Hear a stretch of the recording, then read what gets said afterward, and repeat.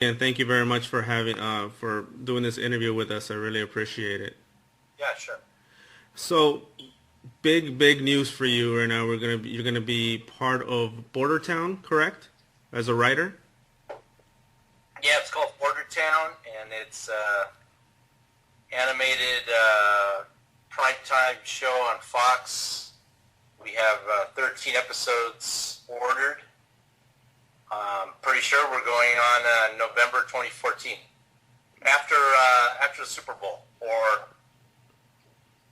um, or ¿cómo se llama? The World Series. The World Series. Okay. That's right. That's right. Um, how did you and Seth get together? I mean, that's an interesting mix there. I mean, it's two different spectrums there. Well, no, it's one spectrum. He's over here, and I'm over here. I guess, yeah. If you know, perspective, right? Here, here's Seth MacFarlane is represented by my wallet. I'm represented by this Cantinflas bottle opener, and here we are on the opposite spectrums. Yeah. Well, we haven't, and we probably won't. But the get together. Because I'm working with the creator of the show, Mark Henneman, who was the showrunner for Family Guy. Gotcha. And how these things work is, sometimes people kind of oversee from a distance, like somebody that's super busy, like Seth MacFarlane, Right. will occasionally check in, and probably with Mark. But this is like Mark's show, like. When something comes up that is similar to Family Guy, he says, no talking animals, kind of. I want to get away from that because that's Family Guy. Right. No overt, kind of stereotypical gags with no reason, because that's kind of Family Guy shtick, and it's, but also, yeah, when you see our names together, people are shocked, that's for sure. And that's why all the media exploded last week.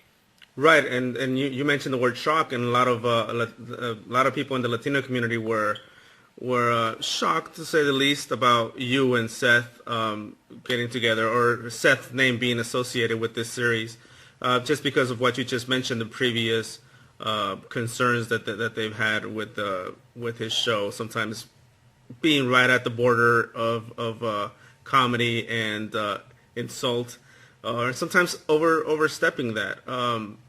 How did you feel when that reaction came at you like that? And were you expecting that, or were you expecting the opposite? Were you expecting to be to think this is a good thing for people to think this is a great thing right off the bat? Well, those are the two main reactions. But yeah, mainly people were shocked, and I kind of expected that. I knew that people would immediately jump to his name, but I didn't expect how much.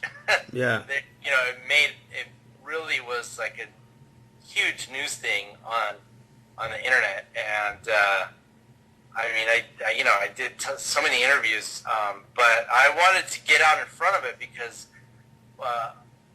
to kind of diffuse that thing and try to make people understand, or to reassure them that the creator of the show, the creator of the show obviously was has something going on up here. He thought it would be great to have somebody like myself on non-traditional TV type,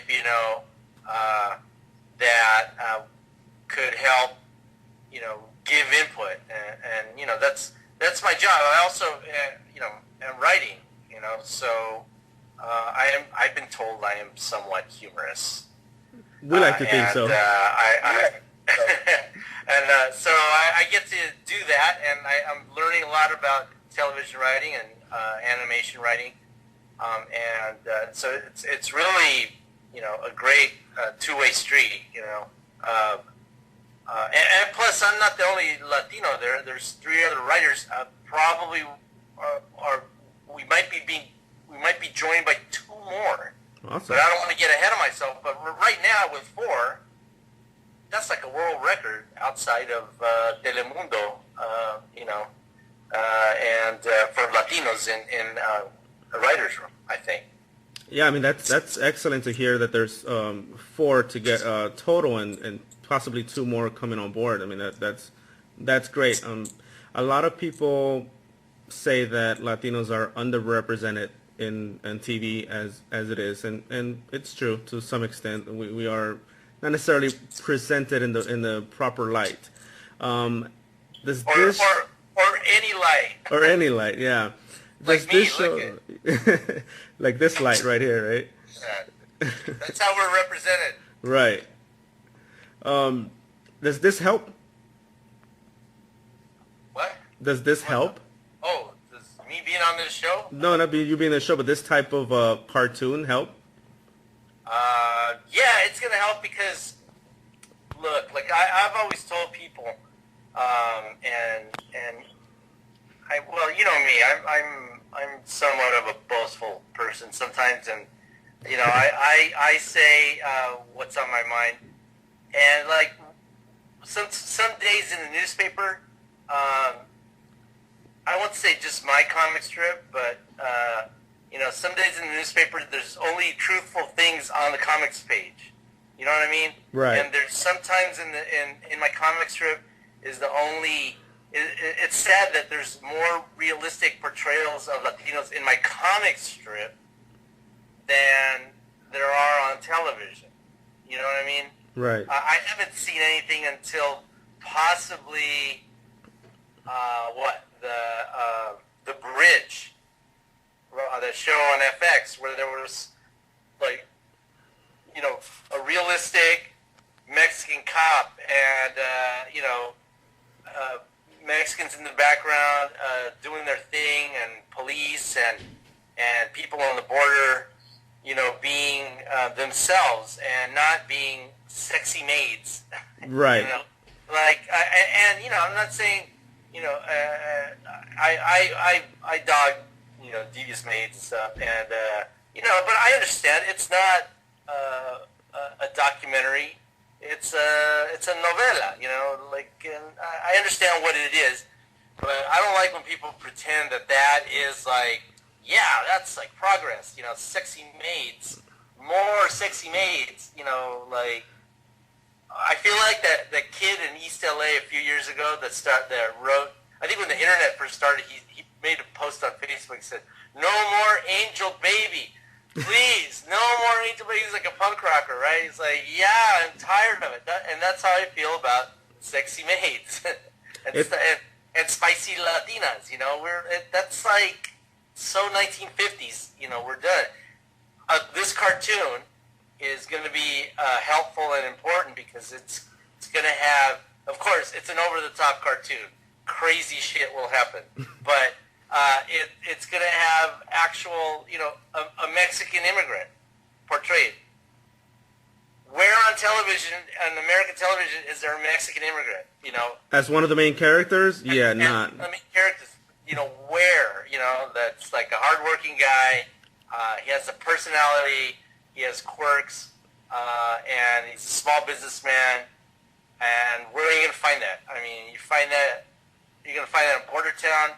You find stuff like that in La Cucaracha in my comic strip, but you don't find it on primetime television, No, absolutely not. Now, you mentioned La Cucaracha. That comic strip, not to take away from what you're doing right now with with Bordertown, but that comic strip itself has had some controversial posts on sometimes. So you're not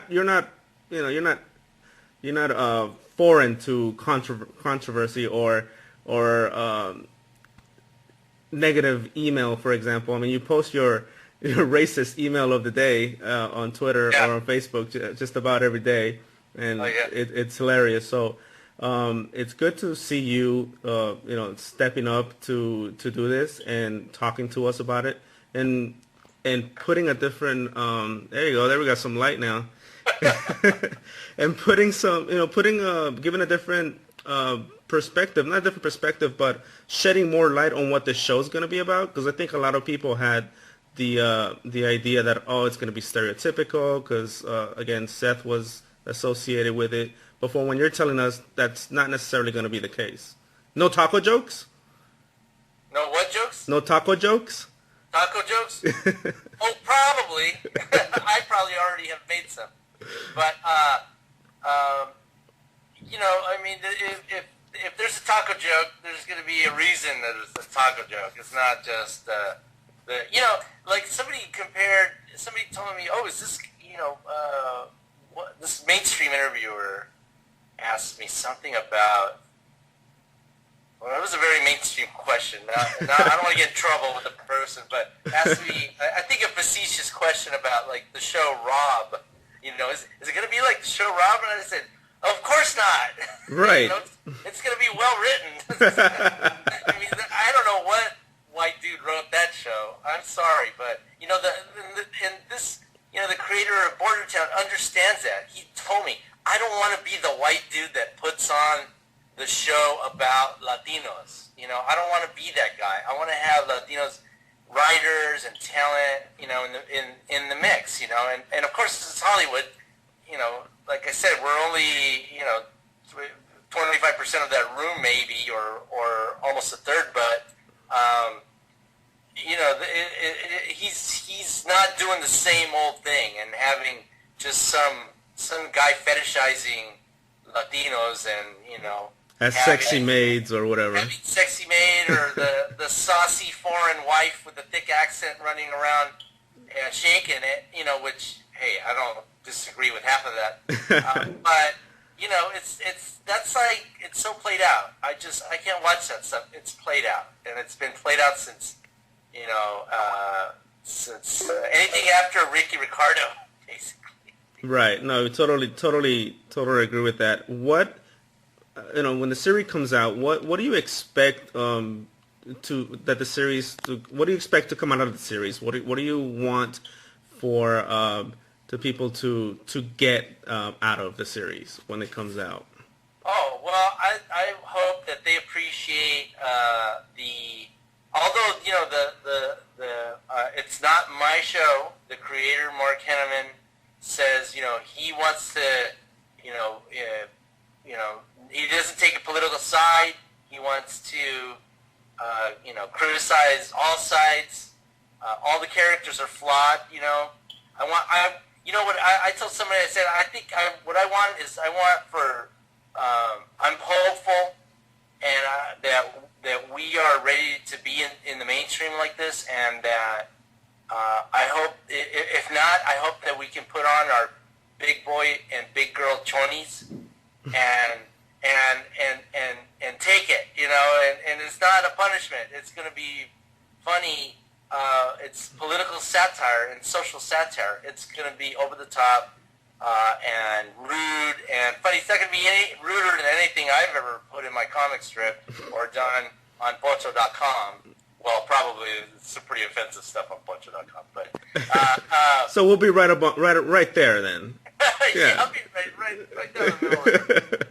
But I want people to appreciate that there is still a political message behind a lot of the writing, and some of the episodes have strong political messages that won't be acknowledged by anybody, but they should be understood that they're there in the background. And I can't give away all the story lines. Right. I mean, I just hope that people look at it a little deeper and appreciate it. Like, I think this show would hopefully be more like an early Simpsons than a Family Guy.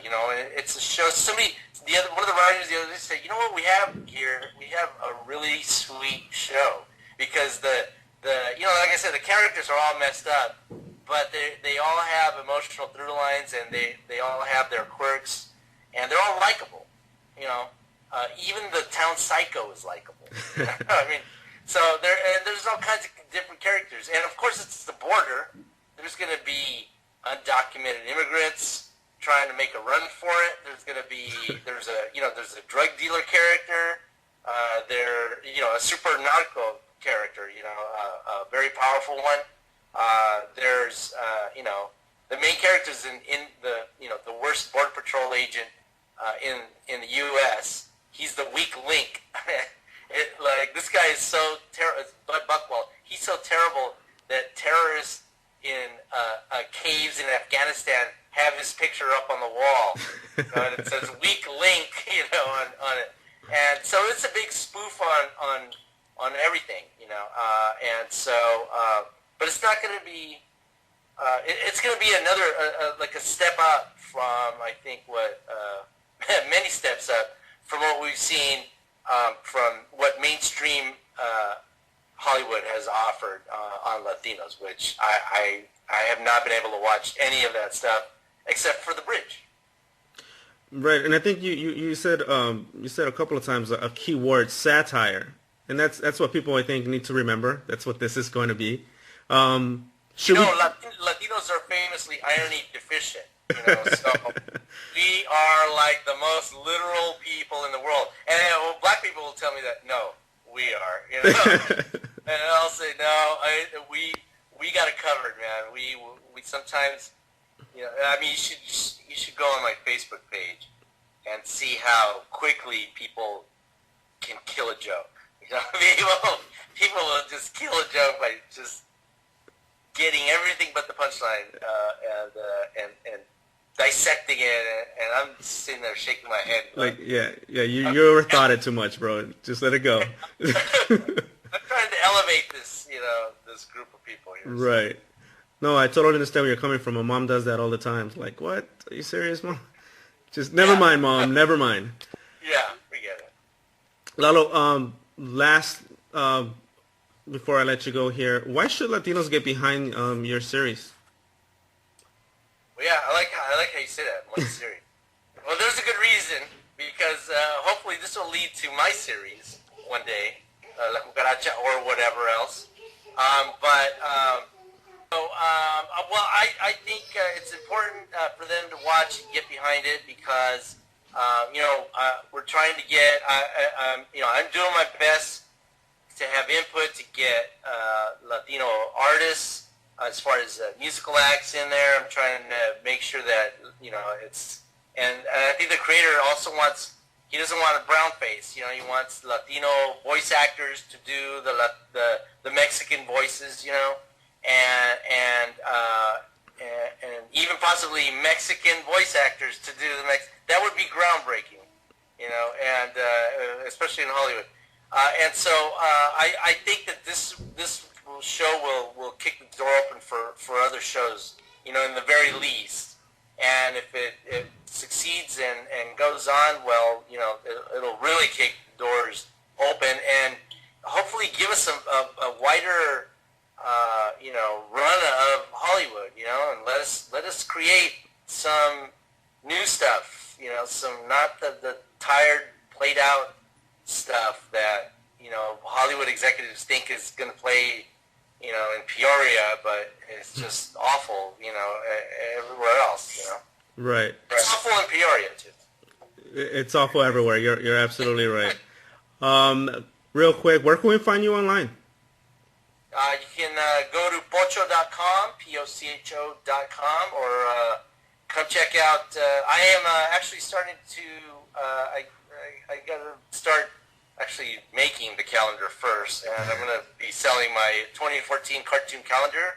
It's a tradition going on 20 years now, and it's you can go to laloalcaraz.com, and you can find links there. I'll have a big fat PayPal link for pre-orders for my calendar and whatever. You're on Twitter as well, right? I spend this chair. I spend way too much time right here in this chair in front with this. The little keyboard there. So and also my strip is on gocomics.com/La Cucaracha, and you can find my archive of La Cucaracha Daily Comics there at Go Comics. Awesome, Lalo. Thank you again very much for doing this interview with us. We wish you the best. We're definitely excited and looking forward to watching the series when it comes out. And I'm sure we'll be talking to you then as well. All right, I appreciate it, man. Thank you. Thanks, Lalo. Later. Bye-bye.